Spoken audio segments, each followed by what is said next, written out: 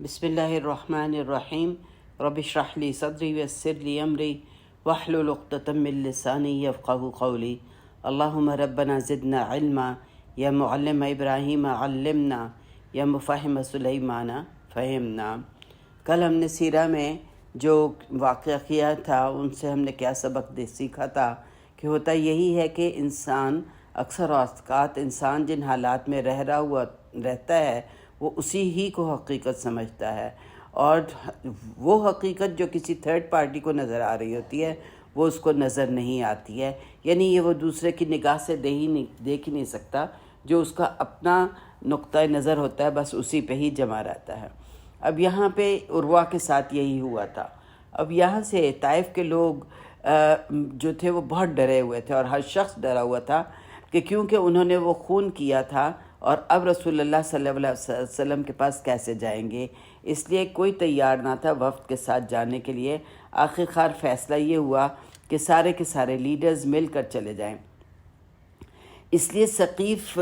سے سب لیڈرز مدینہ آئے، اور یہ رمضان کا مہینہ تھا، 9 ذی الحجہ ہجری ہو چکی ہوئی تھی۔ جب یہ مدینہ آئے تو ان کا اپنا رشتہ دار تھا مغیرہ تھا، وہ بہت خوش تھا، اور اس کا مشق تھا کہ وہ اس کس بات پہ خوش تھا کہ اس کا سارا قبیلہ آ گیا ہے اور اب یہ اسلام لے آئیں گے۔ تو یہ اپنی خوشی میں بھاگتے ہوئے مدینہ جا رہے تھے۔ راستے میں ابو بکر ملے۔ ابو بکر نے ان سے پوچھا کہ کیوں اتنے خوش ہو اور کیوں مسجد کی طرف تیزی سے جا رہے ہو؟ تو انہوں نے کہا کہ میں خوشخبری سنانے جا رہا ہوں، بتایا کہ اس طرح سے قبیلہ آ گیا ہے اور وہ اسلام لے آئیں گے، تو میں یہ خوشخبری رسول پاک صلی اللہ علیہ وسلم کو سنانے جا رہا ہوں۔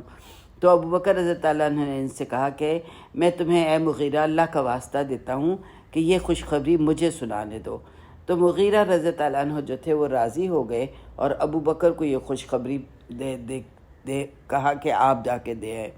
جب ابو بکر نے آپ کو یہ بات بتائی تو آپ صلی اللہ علیہ وسلم بہت خوش ہوئے، اور آپ نے کہا کہ جاؤ ان کو لے لو کہ میرے پاس لے آؤ۔ اور مغیرہ اپنے قوم کے پاس گئے اور ان کو تمام تفصیل بتائی کہ اسلامی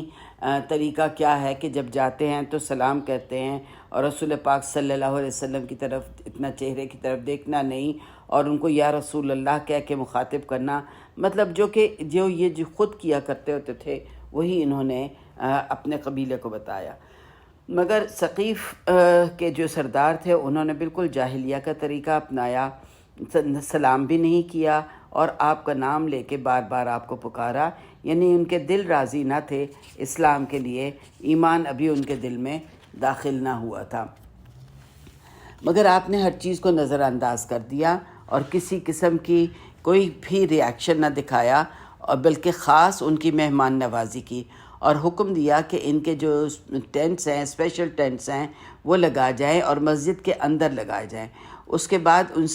ان کے درمیان بات چیت شروع ہوئی، اور یہ بات چیت جو تھی اس میں 10 دن لگ گئے معاملات طے کرنے میں۔ کوئی بات ادھر ہوتی تھی کبھی ادھر، ہر چیز کے لیے ادھر سے یہ سوال کرتے تھے وہ جواب دیا جاتا تھا، سوال کرتے تھے جواب دیا جاتا تھا۔ مگر اب ہوا یہ تھا کہ یہ کیونکہ ڈرے ہوئے تھے تو کھانا بھی ڈر کے مارے نہ کھاتے تھے کہ شاید ایسے نہ ہو کہ اس کے اندر زہر ملا ہوا ہو، وہ قتل کا بدلہ نہ لیا جائے۔ یہاں تک کہ جب تک ایک کے نمائندہ رسول پاک صلی اللہ علیہ وسلم کی سائڈ سے کھانا نہ کھا لیتا وہ کھانا نہیں کھاتے تھے۔ اب انہوں نے یہ سوال کیا، رسول اللہ سے ملنے کے لیے آئے جب، تو انہوں نے سوال کیا کہ کیا کوئی ہمارے درمیان معاہدہ ہو سکتا ہے؟ تو رسول اللہ صلی اللہ علیہ وسلم نے کہا کہ اگر اسلام لے آؤ گے تو ہوگا، ورنہ نہیں ہوگا، ورنہ تو جو معاملہ ہے وہ جنگ ہی کے ہے۔ تو انہوں نے پھر سوال کیا رسول پاک صلی اللہ علیہ وسلم سے کہ اچھا اگر ہم اسلام لے آئیں تو اسلام لانے کے بعد کیا ہم سود لے سکتے ہیں؟ آپ صلی اللہ علیہ وسلم نے کہا کہ وہ تو حرام ہے۔ تو انہوں نے آپ صلی اللہ علیہ وسلم نے کہا کہ وہ تو حرام ہے، اور انہوں نے کہا کہ ہمارا تو سارا پیسہ ہی سود پر ہوتا ہے، ہمارا تمام کاروبار سود پر ہوتا ہے، تو ایسے کیسے ہو سکتا ہے کہ ہم سود نہ لیں؟ تو آپ صلی اللہ علیہ وسلم نے کہا کہ بس تم نے جو اپنا پیسہ لگایا ہے، یعنی پرنسپل اماؤنٹ ہے، وہ لے لو، جو پیسہ لگایا وہ لے لو اور باقی جو ہے وہ سود جو ہے وہ چھوڑ دو۔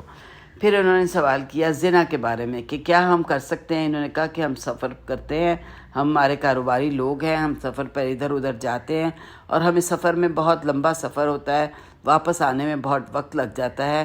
کیا ہم سفر کرتے ہیں کہ یعنی کہ ہم زنا کے بغیر نہیں رہ سکتے؟ تو آپ صلی اللہ علیہ وسلم نے کہا کہ زنا تو اللہ تعالیٰ نے حرام فرما دیا ہے، اور اللہ تعالیٰ نے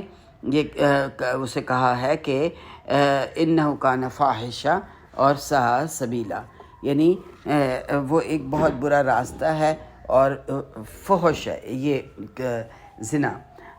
بات یہی تھی کہ کیونکہ یہ لوگ سردی کا طائف میں آج بھی ہم جانتے ہیں کہ سردی ہوتی ہے، اور سردی میں پھر یہ شراب بھی پینے کے عادی تھے، اور پھر کیونکہ ان کے سفر لمبے ہوتے تھے، یہ ایک جگہ سے دوسری جگہ بہت سفر کیا کرتے ہوتے تھے، کاروباری سفر کرتے ہوتے تھے، تو ان کو زنا میں بھی کوئی پرابلم نہیں تھی، ان کو کوئی زنا کی بری بات نہیں لگتی تھی۔ اس لیے یہ جو مسلسل سوال کر رہے تھے، یہ جن حالات میں رہ رہے تھے اور جس چیز کو اپنی ضرورت سمجھتے تھے، یہ اس کو اپنی ضرورت سمجھ کے یہ سارے کام کرتے تھے۔ تو اس لیے انہوں نے یہی آپ صلی اللہ علیہ وسلم سے پوچھا کہ کیا ہم ایسا کر سکتے ہیں کہ ہم وہ زنا کر لیں۔ اب یہاں پہ آ گیا معاملہ اس کا شراب کا۔ تو شراب کے بارے میں انہوں نے کہا کہ آپ ہمیں شراب کے بارے میں بتائیں، ہم اس کے بغیر نہیں رہ سکتے، کیونکہ ہم سردی میں رہتے ہیں، تو خاص ہمارے لیے یہ رعایت کر دیں۔ تو آپ صلی اللہ علیہ وسلم نے قرآن پاک کی آیت کی کہ جس میں اللہ تعالیٰ نے فرمایا ہے کہ یسألونک عن الخمر والمیسر، وہ سوال کرتے ہیں آپ سے شراب کے بارے میں اور جوئے کے بارے میں، قل فیہما اسم کبیر ومنافع للناس، آپ کہہ دیں کہ خمر جہاں تک تعلق ہے اس کے اندر ان دونوں میں بہت بڑا گناہ ہے اور کچھ نفع بھی ہے، وہ اسمہما اکبر من نفعہما، اور اس کا جو نفع ہے، جو اس کا نقصان ہے، وہ اس کے نفع سے بہت زیادہ ہے۔ تو یہ آپ صلی اللہ علیہ وسلم نے ان سے کہا کہ تم یہ بھی نہیں کر سکتے ہو۔ اس کے بعد انہوں نے سوال کیا کہ آپس میں اب انہوں نے بات چیت کی کہ کس حالت میں بھی ہماری قوم جو ہے اس بات کو قبول نہیں کرے گی کہ جب ہم واپس جائیں گے اور ہم اپنے قوم سے کہیں گے کہ اسلام نے تو یہ چیز بھی منع کر دی ہے اور حرام کر دی ہے، تو یہ ہمیں کسی صورت میں بھی ہماری قوم جو ہے وہ قبول نہ کرے گی کہ ہم کہیں گے نہ تم شراب پی سکتے ہو، نہ تم زنا کر سکتے ہو، نہ تم سود لے سکتے ہو، تو یہ کیا ہوگا؟ تو انہوں نے کہا کہ اب ان کے پاس کوئی دوسرا راستہ بھی نہیں تھا کہ کیا کریں، واپس جائیں گے تو یہ ظاہر ہے کہ جب یہ اپنے اس میں جائیں گے تو رسول پاک صلی اللہ علیہ وسلم آرمی بھیج دیں گے اور جنگ ہو جائے گی تو ہم تو ختم ہو جائیں گے، لہٰذا یہ مجبور ہو گئے اسلام قبول کرنے پر۔ ان میں سے ایک نے پھر یہ کہا اپنے ساتھیوں کو جب یہ انہوں نے مجبور ہوئے اسلام قبول کرنے کو، تو ان میں سے ایک نے اپنے ساتھیوں سے کہا کہ ان کے ساتھیوں کو بھی تو دیکھو، انہوں نے بھی تو یہ سب کچھ چھوڑ دیا ہے، مگر کتنے خوش ہیں اور پراطمینان ہیں، اگر وہ کر سکتے ہیں تو ہم بھی کر سکتے ہیں، اور یہ بھی تو ہمارے جیسے ہیں، لیکن ہمارے جیسے ہی لوگ ہیں۔ خیر یہ راضی ہو گئے، اور اس کے بعد ان کو خیال آیا، جب یہ سب کچھ بات کر لی تو اس کے بعد ان کو خیال آیا کہ ہم نے عبادت کس کی کرنی ہے، یہ تو بہت بت پرست تھے، ان کا تو جو بت تھا وہ سیکنڈ لارجسٹ بت تھا لات، اور یہ بہت ہی اس کو عزت دار بت سمجھتے تھے، اور اس قدر اس کی عزت تھی، یعنی کہ بتوں میں بھی نا گریڈز تھے، کوئی سب سے عزا سب سے بڑا تھا، عزا کے بعد لات تھا، تو ان کے یعنی بڑائی میں بھی بتوں کے بھی بڑائی میں گریڈز تھے، پہلے نمبر پہ عزا تھا، پھر دوسرے جگہ پہ لات تھا، اور یہ طائف کا بت تھا۔ اب دیکھیں انسان کی سائیکالوجی کیا ہے کہ پہلے ان کو اپنے پیٹ کی فکر تھی کہ بھئی کیا کیا کھا سکتے ہیں، کیا کیا نہیں کھا سکتے۔ بہرحال تو انہوں نے کہا کہ اب ہمارے بت کا کیا بنے گا، تو آپ صلی اللہ علیہ وسلم نے کہا کہ اس کو توڑ دیا جائے گا۔ تو پھر انہوں نے کہا رسول پاک صلی اللہ علیہ وسلم سے کہ اچھا آپ ہمیں 3 سال دیں، ہم 3 سال بعد اسلام لے آئیں گے۔ رسول پاک صلی اللہ علیہ وسلم نے انکار کر دیا۔ یہاں یہ اس سے کم کرتے گئے، 2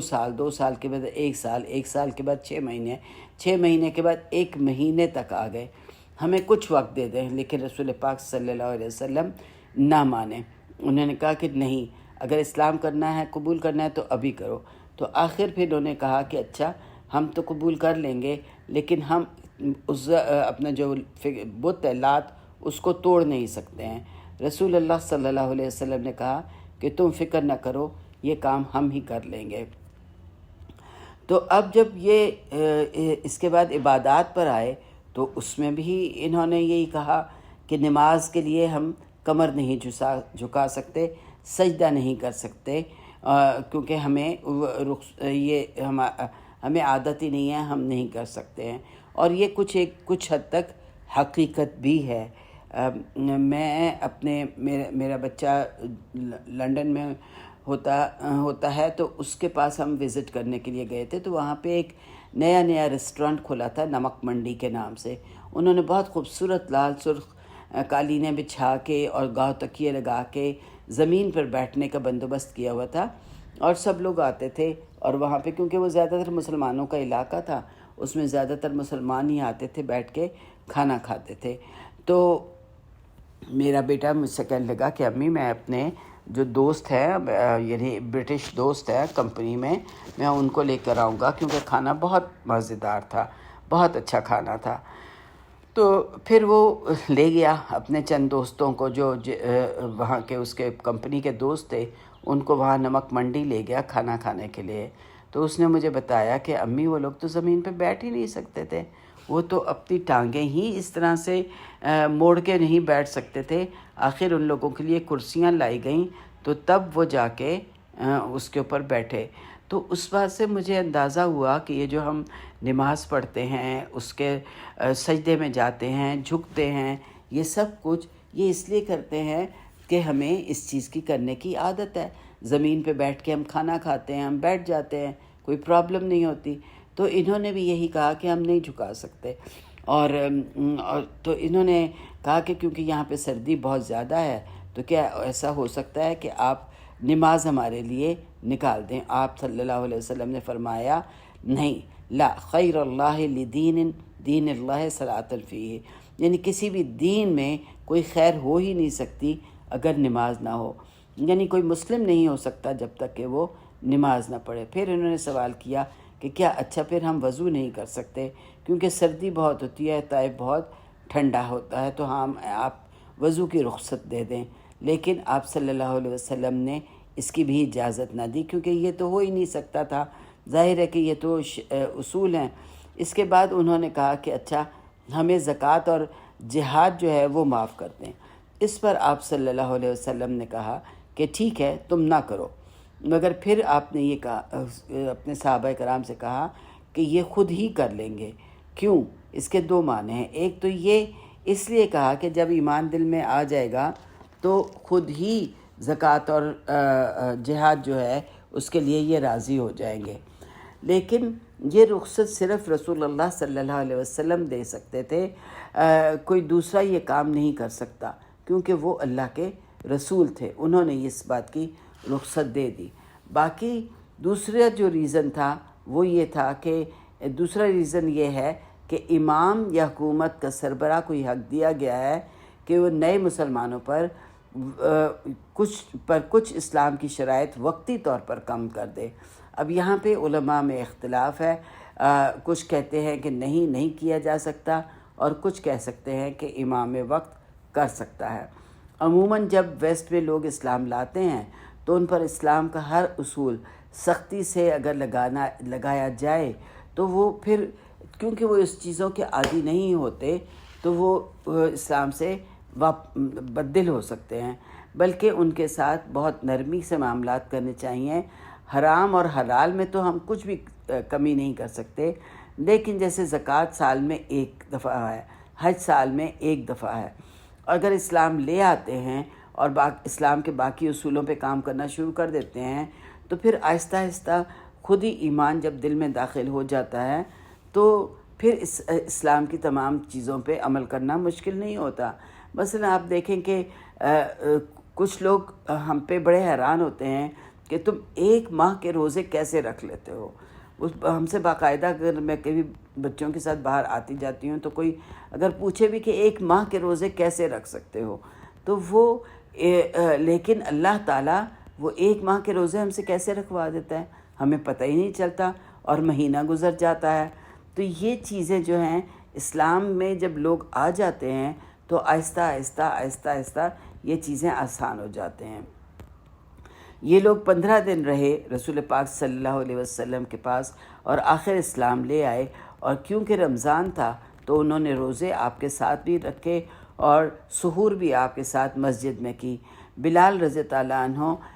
ان کے لیے سحور لاتے تھے۔ پہلے دن جب بلال رضی اللہ عنہ سحور لائے تو انہوں نے کہا کہ نہیں ہم نہیں کھا سکتے، سورج نکل آیا ہے، یعنی روشنی ہو رہی ہے۔ تو بلال رضی اللہ عنہ نے کہا کہ میں لایا ہوں، جبکہ رسول اللہ ابھی تک کھا رہے ہیں۔ پھر افطار لائے تو انہوں نے کہا کہ نہیں، ابھی سورج پوری طرح ڈوبا نہیں ہے۔ بلال رضی اللہ عنہ نے کہا کہ میں لایا ہوں، جبکہ رسول پاک صلی اللہ علیہ وسلم نے روزہ کھول لیا ہے۔ اب رسول پاک اصول کیا ہے کہ آپ صلی اللہ علیہ وسلم سحور کو ذرا ڈیلے کر کے کھاتے تھے اور افطار میں آپ جلدی کرتے تھے، اور جبکہ یہ نئے مسلم تھے اس لیے بہت زیادہ محتاط تھے۔ اب ثقیف کی ٹرائب واپس سے جو قبیلہ تھا وہ واپس چلا گیا، مگر یہ اتنے خوش نہ تھے، تو رسول اللہ صلی اللہ علیہ وسلم نے مغیرہ اور ابو سفیان ان 2 کو بھیجا کہ وہ جا کے لات کو توڑ دیں۔ اب مغیرہ ذرا تھوڑا سے مزاح کو پسند کرتے تھے، مذاق کرنے والے تھے، اور ایک ایسا مزاج رکھتے تھے کہ جو ایسا مذاق جس میں کوئی جھوٹ ووٹ نہ ہو یا جھوٹ بولنا نہ پڑے، اس ٹائپ کا مذاق نہیں کرتے تھے۔ تو انہوں نے ابو سفیان سے پوچھا کہ میں تھوڑا بہت مذاق کروں ان کے ساتھ۔ ابو سفیان نے کہا کہ ہاں ٹھیک ہے، کر دو۔ تو انہوں نے کیا کیا کہ انہوں نے بت توڑنا، کیونکہ اب انہوں نے بت توڑنا تھا، اور سب لوگ جو ثقیف کے قبیلے کے تھے جمع تھے، اور کیونکہ ان کا تو وہ بت تھا اور اس کی وہ اتنی عزت کرتے تھے، اس کے اوپر اتنے چڑھاوے ڈالتے تھے، خیال کر رہے تھے کہ جیسے ہی یہ شخص جو ہے یہ بت کو توڑے گا، اس کے اوپر بت کا عذاب آ جائے گا، بت اس سے ناراض ہو جائے گا۔ تو مغیرہ نے جیسے ہی مارنے کے لیے کلہاڑی اٹھائی، ایک زور کی چیخ نکالی اور آواز نکالی اور گر گئے۔ تو یہ لوگ جو تھے یہ خوشی سے والہانہ طریقے سے بڑے خوش ہوئے، اور آپس میں سب جو تھے وہ ہنس کے جا رہے تھے کہ دیکھو اب اس کے ساتھ کیا ہوا ہے، ہمارے بت کا عذاب جو ہے اس پہ آ گیا ہے اور اس کو تکلیف ہو گئی ہے، کیونکہ یہ اسی چیز کی ایکسپیکٹیشن کر رہے تھے کہ بت کے اس طرح سے ہو جائے گا۔ بہرحال مغیرہ تھوڑی دیر بعد اٹھ گئے، اور اٹھ کے انہوں نے لوگوں سے کہا کہ میں تو صرف مذاق کر رہا تھا، یہ بت مجھے کیا نقصان پہنچا سکتا ہے۔ اس کے بعد انہوں نے مارا، ایک کے بعد دوسرا وار کر کے بت کو ختم کر دیا۔ وہ شخص جو کہ بتوں کا رکھوالا تھا، یعنی کہ جیسے ہمارے ہاں بھی مسجد ہوتی ہے اور مسجد کا ایک مؤذن بھی ہوتا ہے، اور وہی مسجد کا یا تو خیال رکھتا ہے یا مسجد کا رکھوالا رکھا جاتا ہے جو تالا لگاتا ہے اور صبح کھولتا ہے، تو یہ تمام کام جو ہیں وہ ایک رکھوالا ہوتا ہے۔ اسی لیے ان کا بھی جو بتوں کے رکھوالے جو تھے وہ اسپیشل ہوا کرتے تھے، وہ بتوں کی دیکھ بھال کیا کرتے تھے۔ تو وہ جو رکھوالا تھا اس نے ان سے کہا کہ یہ دیکھو تم توڑ تو رہے ہو، لیکن جب تم آخری بار مارو گے تو تمہیں زمین کھا جائے گی، تم زمین کے اندر چلے جاؤ گے۔ تو اس پر مغیرہ نے اس بت کو اتنا مارا کہ اس کا نام و نشان تک باقی نہ رہا، اور وہ بت جو تھا وہ نیست و نابود ہو گیا۔ آپ صلی اللہ علیہ وسلم نے وہاں پہ مسجد بنانے کا حکم دیا جہاں پہ لات کا بت جو ہے وہ رکھا جاتا تھا، اور وہاں سے بہت سا مال ملا۔ کیسے مال ملا؟ اس لیے کہ یہ بت جو ہوتے تھے اس میں لوگ آ کے بہت سے چڑھاوے ڈالتے تھے، اور سونا دیتے تھے، پیسہ دیتے تھے، مال جمع کرتے تھے، بہت کچھ بتوں کے سامنے رکھا جاتا تھا۔ میں نے خود جب سری لنکا کا سفر کیا تھا تو وہاں پہ بدھا کا ایئرپورٹ پہ، اس کے ایئرپورٹ پہ بدھا کا اتنا بڑا بت رکھا ہوا ہے سفید بالکل ماربل کا کہ سر اٹھا کے اس کو اوپر تک دیکھنا پڑتا ہے، اور اس کے سامنے طرح طرح کے کھانے، اس کے طرح طرح کے چیزیں رکھی ہوئی ہوتی ہیں۔ تو وہ ظاہر ہے کہ یہ تو ایئرپورٹ تھا، اس کے اوپر صرف کھانے ہی تھے، لیکن جب ان کے وہ خاص مندر ہوں گے یا خاص جگہیں ہوں گی جہاں پہ بت رکھے جاتے ہوں گے، تو ظاہر ہے کہ پھر اس کو چڑھاوے بھی آتے ہیں، لوگ اپنا مال بھی لا کے دیتے ہیں، پیسے بھی ڈالتے ہیں، اور وہ پھر کس کو ملتا ہے؟ انہی کو ملتا ہے کہ جو ان بتوں کا دھیان کرتے ہیں۔ تو اسی طرح جب وہ مارا گیا، اس کو جب بت توڑا گیا، تو بہت سا مال ملا جو کہ بتوں کے اوپر چڑھایا جاتا تھا، تو وہ بیت المال میں جمع کیا گیا، مساکین کو اور فقراء کو بھی دیا گیا۔ اور جیسے ہی وقت پھر گزرا، یعنی آہستہ آہستہ وقت گزرا، تو یہی ثقیف کا قبیلہ وقت گزرنے کے ساتھ ساتھ زکوٰۃ دینے پہ بھی راضی ہو گیا، اور پھر جہاد میں بھی انہوں نے حصہ لے لیا، کیونکہ ظاہر ہے کہ ایمان ان کے دل میں آ چکا تھا۔ اب یہاں پہ ہم آج اپنی سیرہ کو روکتے ہیں، انشاءاللہ ہم کل ایک دو قصائص اور وفود کے بارے میں کریں گے، اس کے بعد ہم سیرہ میں آگے بڑھیں گے۔ اللہ تعالیٰ سے دعا ہے کہ اللہ تعالیٰ تو ہمیں دین کی جتنے بھی اصول ہیں وہ سمجھا، اور جس چیز کے جو حرام ہے اس کو ہم حرام سمجھیں، جو اس کو حلال ہے اس کو حلال سمجھیں، اور یا رب ہمیں دین کا فہم عطا فرما، ہمیں اپنی طرف سے وہ علم عطا فرما، اور اس کے اوپر عمل آسان کر دے، تاکہ ہم دوزخ کے عذاب سے بچ سکیں اور جنت الفردوس ہمارا ٹھکانہ بنے۔ آمین۔ ربنا تقبل منا انک انت السمیع العلیم وتب علینا انک انت التواب الرحیم، وصلی اللہ علی نبینا محمد وعلی آلہ وصحبہ اجمعین، وآخر دعوانا الحمد للہ رب العالمین۔